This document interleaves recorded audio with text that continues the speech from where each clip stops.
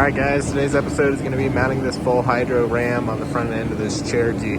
We have a couple issues that we're going to have to work around, one being all these brackets for the track bar and the sway bar, as well as not having high steer due to both of those as well.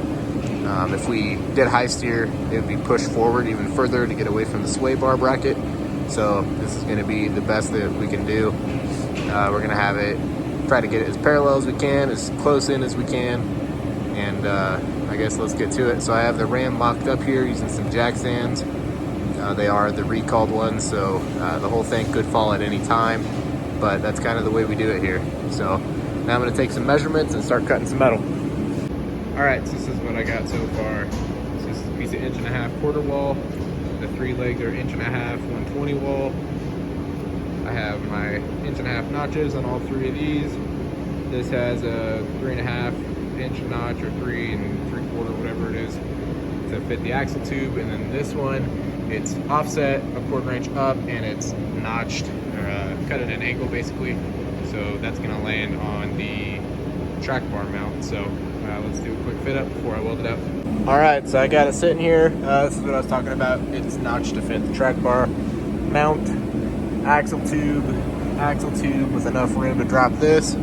I'll throw a piece of 1/4 inch plate up here, some gussets, some tube caps, and we should be able to mount a ram.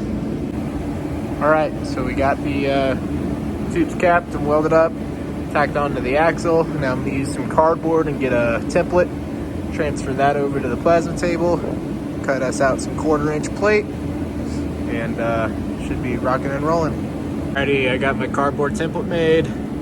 This just gave me the idea. Now I'm gonna go over and draw it on the computer.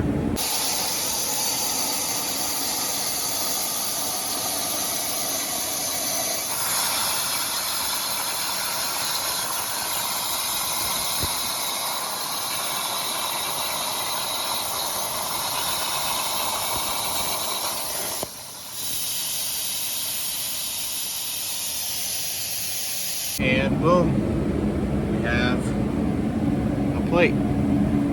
Still have room to get the diff out. Now we got somewhere to put our ram at. All right, something like this is the idea.